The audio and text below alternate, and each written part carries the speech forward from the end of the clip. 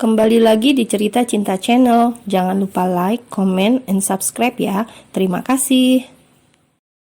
Rumah sederhana dengan halaman luas ditambah pepohonan yang menjulang tinggi membuat suasana rumah itu menjadi asri, apalagi saat musim semi seperti saat ini. Di halaman yang luas itu, Marvel sudah menyiapkan semuanya. Pesta barbeque hanya untuk perayaan kecil-kecilan dengan keluarga barunya. Mereka duduk di kursi kayu yang tersedia di sana, cukup jika untuk 6 orang dewasa. Anak-anak Diora dijaga oleh babysitter di dalam rumah, sedangkan Natalie sudah tak lagi berdaya dan tak bisa apa-apa, hanya terbaring tak berdaya di atas ranjang saja dengan bantuan alat medis untuk menyambung hidupnya. "Biar aku yang memanggang untuk kalian," ujar George mengajukan dirinya.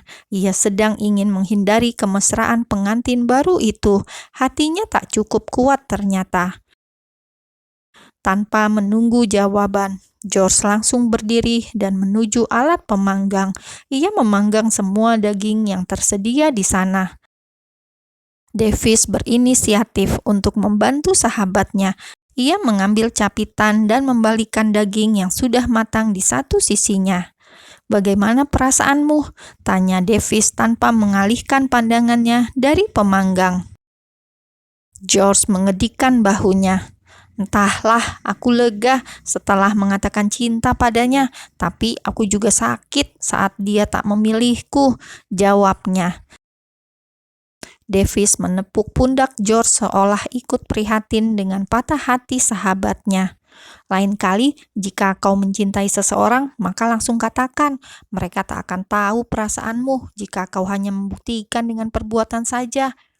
Wanita akan berpikir jika kau memang baik kepada siapa saja kalau tak mengatakan cinta." George mendengus mendengar omelan Davis untuknya. "Aku tak tahu jika kata cinta ternyata sangat dibutuhkan oleh wanita. Jika aku tahu, pasti akan aku lakukan." Ingin rasanya Davis memukul kepala George, namun ia urungkan, mengingat suasana hati George yang sedang galau. "Kau harus belajar masalah cinta denganku." George melirik Davis dengan tatapan tak sukanya. "Belajar denganmu, belajar terobsesi dengan wanita, dan memaksakan kehendak untuk memilikinya dengan menghalalkan segala cara, itu maksudmu?" Davis menggelengkan pelan kepalanya seraya berdecak. "Jangan lupakan jika kau juga ikut andil dalam rencanaku itu," kelakarnya mengingatkan. George kembali melihat daging yang ia panggang. "Menyesal aku membantumu." Setelah memanggang semua bahan yang tersedia, George dan Davis membawa hidangannya ke atas meja. Lagi-lagi George bertemu pandang dengan Gabby. Ia mengulas senyum untuk wanita itu. Hidangan itu mulai disantap. Marvel menyuapi Gabby dengan penuh cinta. Begitu juga dengan Gabby. Ia pun menyuapi Marvel. "Aku lega melepasmu jika kau bahagia," George bergumam di dalam hatinya. Ia lalu melanjutkan makannya tanpa mendongakkan kepalanya. Ia ingin menghindari melihat kemesraan di depan matanya.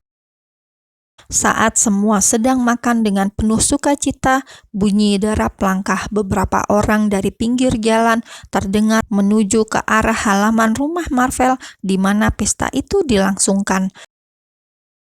Semuanya bersamaan menatap ke arah suara itu. Terlihat beberapa orang menggunakan baju berlengan panjang berwarna navy dengan senjata laras panjang yang mereka bawa di depan tubuh masing-masing. Polisi membawa surat penangkapan untuk Marvel. Pria itu hanya pasrah saat tangannya mulai diborgol oleh pria berpakaian navy bertuliskan polisi dengan huruf kapital dan sangat besar di baju belakang. Gabby langsung berdiri saat suaminya ditangkap oleh pihak berwajib. Ia memegang lengan suaminya sebelum polisi membawa masuk ke dalam mobil putih dan sedikit berwarna navy. "Kenapa kalian menangkap suamiku? Apa salahnya?" Gabby tak terima karena suaminya sudah tak terlibat dalam kejahatan lagi. Marvel Salvatrucha adalah orang yang kami cari selama ini. Kejahatannya sudah skala internasional. Dia menjual narkoba dan barang-barang ilegal lainnya. Jelas salah satu petugas. Gabby beralih menatap suaminya. Marvel hanya mengulas senyumnya. Ia kembali melihat petugas itu. Dia sudah berhenti. Dia tak ada kaitannya lagi dengan tuduhan yang kalian sebutkan. Ia masih terus membela Marvel. Marvel meminta izin pada polisi itu untuk berbicara dengan istrinya dan diberikan izin untuk beberapa saat saja. Ia pun mencoba mengelus pipi yang putih bersih itu dengan jemarinya. "Jangan khawatirkan aku akan baik-baik saja, percayalah." Ia mencoba menenangkan Gabby yang sudah mulai menitikkan air mata. "Bagaimana aku bisa tenang saat suamiku sendiri ditangkap di depan mataku?" Gabby langsung memeluk suaminya. Ia menumpahkan segala kesedihannya. Ia sedih dengan nasib Marvel. Ia tak ingin membayangkan yang tidak-tidak tentang suaminya.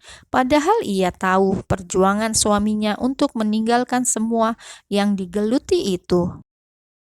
Marvel tak bisa membalas pelukan istrinya karena tangannya yang terborgol.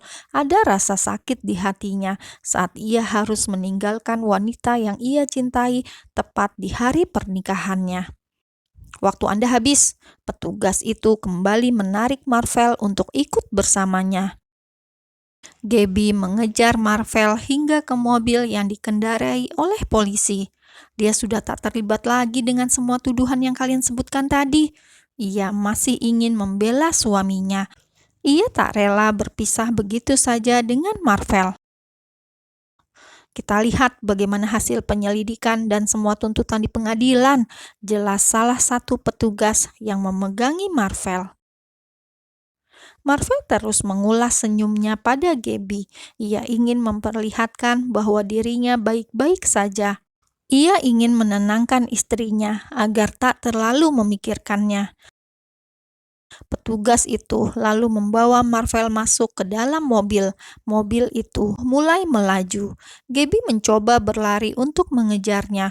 Ia menangis sejadi-jadinya di pinggir jalan. Ia bersimpuh saat mobil itu sudah menjauh dan tak terlihat lagi. George yang melihat Gabby berlari mengejar mobil langsung ikut mengejar wanita yang ia cintai itu. Ia takut jika akan terjadi sesuatu yang tak diinginkan saat suasana hati Gabby sedang kacau. Ia berjongkok dan menepuk pundak yang masih menggunakan gaun pengantin. "Percayalah, dia pasti akan baik-baik saja." Gabby tak menanggapi George yang mencoba menenangkannya. Emosinya tiba-tiba memuncak. Entah apa yang membuatnya seperti itu. Ia lalu berdiri dan kembali ke halaman rumahnya. Ia tak memperdulikan George yang mengejarnya. Gabby melayangkan tatapan bencinya pada sang papa. "Apa kau yang mengajukan tuntutan untuknya? Sebenci itu kau dengan suamiku? Apa salahnya dia? Kenapa kau tega sekali? Di hari pernikahanku, ini hari pernikahanku. Kenapa kau tega menghancurkannya? Apa tak cukup kau menghancurkan kehormatanku? Apa tak cukup kau menjebakku malam itu? Kenapa kau selalu memaksakan kehendak agar semuanya berjalan sesuai keinginanmu? Kenapa?" Ia berteriak dengan mendorong tubuh papanya. Gabby menjadi berpikiran negatif dengan papanya setelah pria tua itu menjebaknya dengan obat perangsang dan mengetahui jika papanya ingin menyatukannya dengan George menggunakan cara licik yang berhasil membuatnya depresi. "Apa seburuk itu papa di matamu? Mana mungkin aku menuntut menantuku sendiri?" Elak Lord. Ia memang tak mengajukan tuntutan pada Marvel.